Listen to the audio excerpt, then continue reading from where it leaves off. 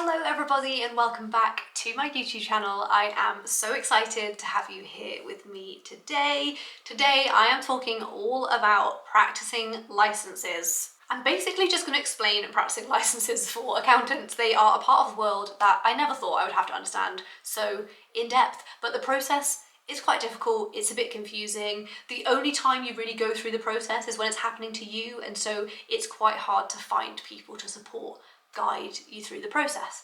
And so today I'm going to be talking all about practicing licenses for accountants explained. Today's video is sponsored by TaxDome, the all-in-one practice management software for CPAs, bookkeepers, and accounting firms. For anybody looking for a comprehensive software to get you started on your accountancy journey, TaxDome is a great first step. It has loads of useful features that will make your life easier from day one. You can sign up using the link in the description to this video to get an additional 2 user months. Back to the video. So I run a chartered accountancy practice with my husband James. We are chartered under a CCA, and I also have my own practicing license which is affiliated by AAT. So we've actually, between the two of us, gone through this process twice. So we've pulled together all of the questions that we had, all of the stuff we wish we knew, and I'm here today to deliver it to you. So I'm going to be talking about what a practicing license actually is, the benefits of having a practicing license, who needs a practicing license, the different types of practicing licenses that you can get, regulated versus unregulated services, and a step-by-step guide of the actual application process that it takes to get your practicing license. I am so excited for this series of videos. I recently released a video which I will link up here, which is actually how to start your own accountancy practice from scratch. So if you found this video because you're desperately searching for a practicing license, check out this video after this one, all about how to start an accountancy practice from scratch. Let's go. Alrighty, so first things first, what is a practicing license? This might sound like a silly question, but when I worked in industry, I really had no idea what was involved. So let's go.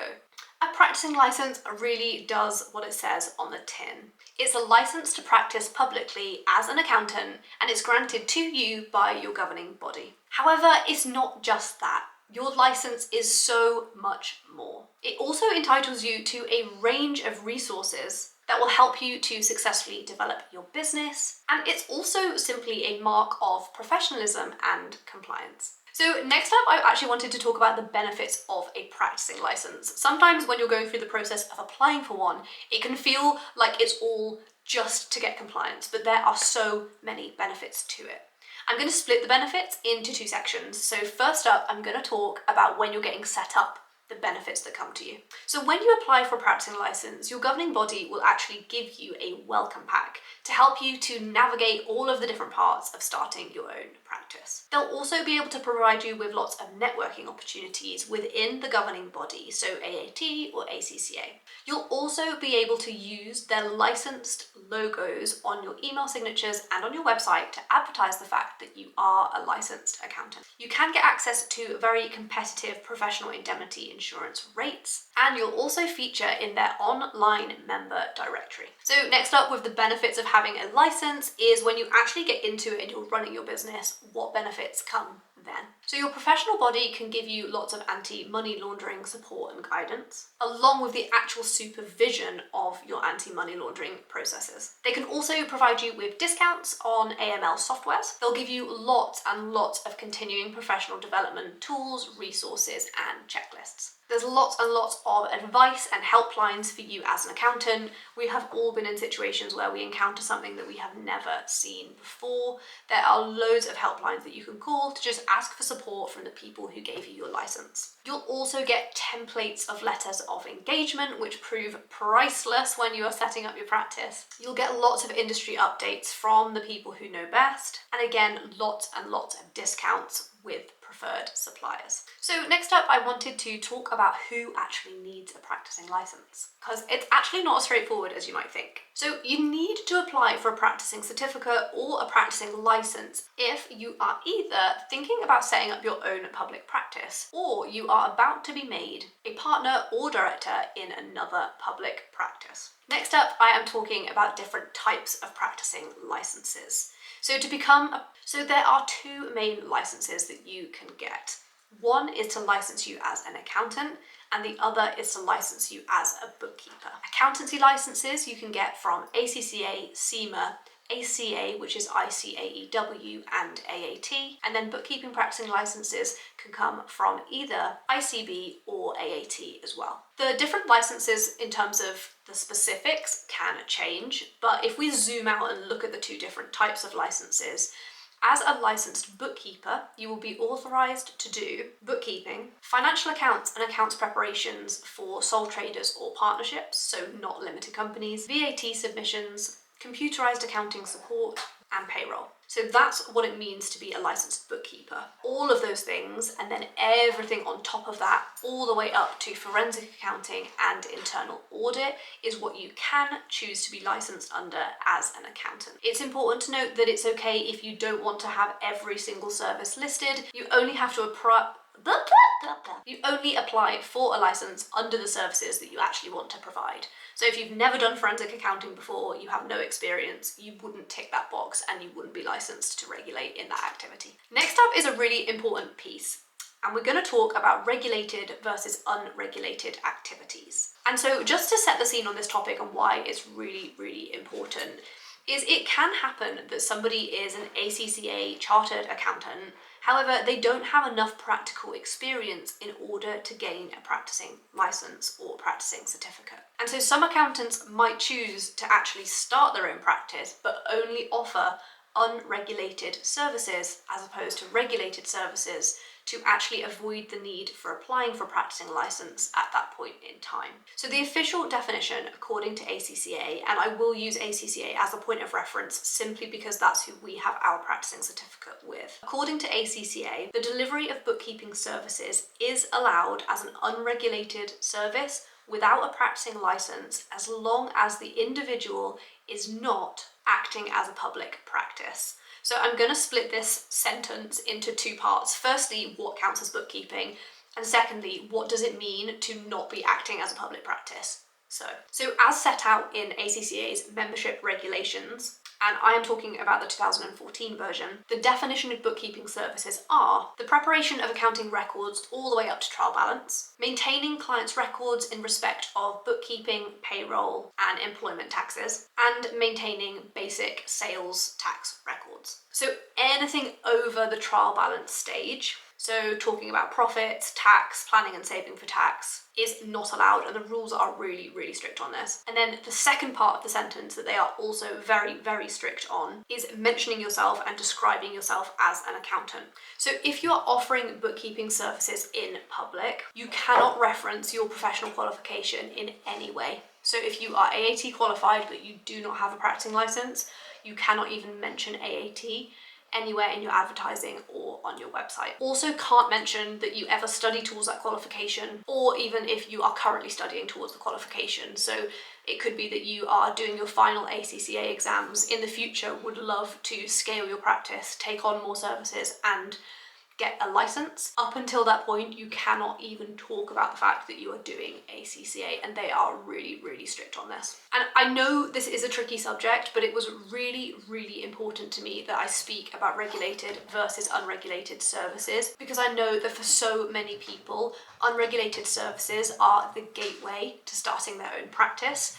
It could be that you qualified a really long time ago and maybe you don't have the necessary experience in order to get a practicing license. It could be that you're still studying for one qualification and actually can't get a practicing license in the other.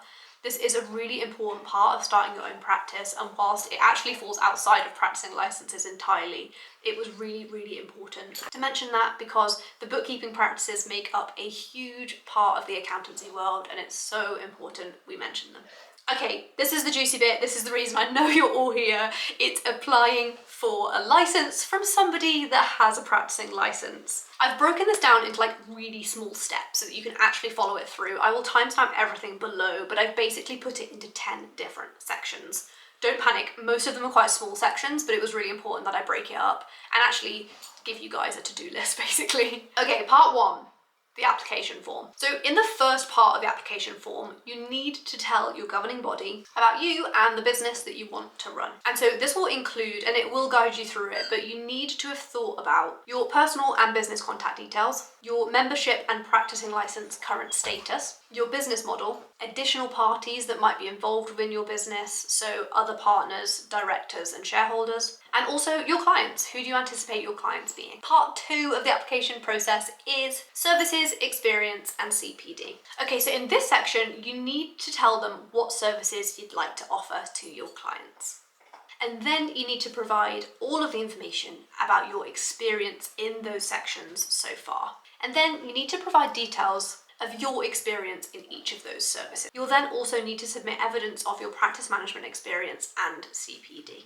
Part 3 of the application process is the diagnostic tests. So once you've submitted the application process and you've given details and evidence about all of the different types of experience that you have, you then need to sit some online tests. So I sat exams in both professional ethics and anti-money laundering, and you have to score at least 71%. So the next step is to provide details of a professional referee who can confirm that you are eligible and suitable to get a license. They could be a client, another accountant, a bookkeeper, and they must have known you in a professional capacity for at least 6 months. Part 5 is allocating an AML officer. So if you're a sole trader with no employees, you must act as the AML officer within the company, and this role should not be held by anybody outside of the firm. Part 6 is your AML supervision. So all licensed accountants must register for anti-money laundering supervision. If you have a practicing license or you're applying for a practicing license, you will normally be under the supervision of your governing body, so AAT or ACCA. But if appropriate and in the right circumstances, you can be supervised by somebody else. The governing body that you're applying for a license with will provide you with lots and lots of useful resources, guidance and support about all of the regulations that are currently in place with regards to anti-money laundering. And as part of the application, you yourself need to have undergone a DBS check. Part 7 is to confirm that you have got your professional indemnity insurance all set up and ready to go. So your professional indemnity insurance is a mandatory part of running a practice. It protects you and your clients, and you won't be able to get a practicing license until they see evidence that you've got professional indemnity insurance set up and ready to go. Part 8 is continuity of practice cover. So when you have a practicing license, it's really important to make sure that you arrange continuity of practice cover, which basically means that if in the event you become unable to provide service to your clients due to illness, for example, they then arrange for your clients to be serviced by your cover. Part 9 is just a disclosure about other services that you might want to undertake. So some professional bodies aren't actually licensed to give financial certification for certain types of services. And so you do have to let your governing body know if there's any services that you would like to provide that actually fall outside of their supervision. For example, registered financial advice or generally things that would have to be FCA regulated. Part 10, which is the final part, is actually just confirmation that you've done all of your third-party registrations. And so that includes registering with Companies House or registering as self-employed with HMRC, and also registering with the Information Commissioner's Office. From there, you submit your application, you feel very happy about yourself, and then your professional body will let you know that they have received your application. They might also contact you if they've got any questions or if they just want to clarify any information. And it is worth noting that that's quite common. These applications are quite long processes with lots of supporting information and lots of boxes to tick. So don't be worried or concerned if your professional body reach out to you to get you to confirm a couple of bits and bobs. It's actually a very normal part of the process. Oh my goodness, this was the video I needed. Oh my goodness, this was for sure the video I wish I had a couple of years ago. And so just to summarize today, we have covered what is the practicing license, the benefits to having a practicing license before you start your business and then whilst you've got your business, who needs a practicing license, the different types of practicing licenses that are available, regulated versus unregulated services, and then the actual process of applying for a license. A big thank you again to our sponsor for today's video, which is TaxDome. With an integrated CRM, a fully customizable workflow, and much more, their software is a great addition to any tech stack and can really help your firm to reach its full potential. To find out more, you can find a link to their website and a sign-up link from me below, which actually gives you 2 additional user months completely free. Thank you so much for spending some time with me today. I would love to hear from you, so please let me know in the comments where on your practicing license journey you are and if this video helped you. If it did, please subscribe to my channel, give this video a big thumbs up, and I hope to see you again very soon.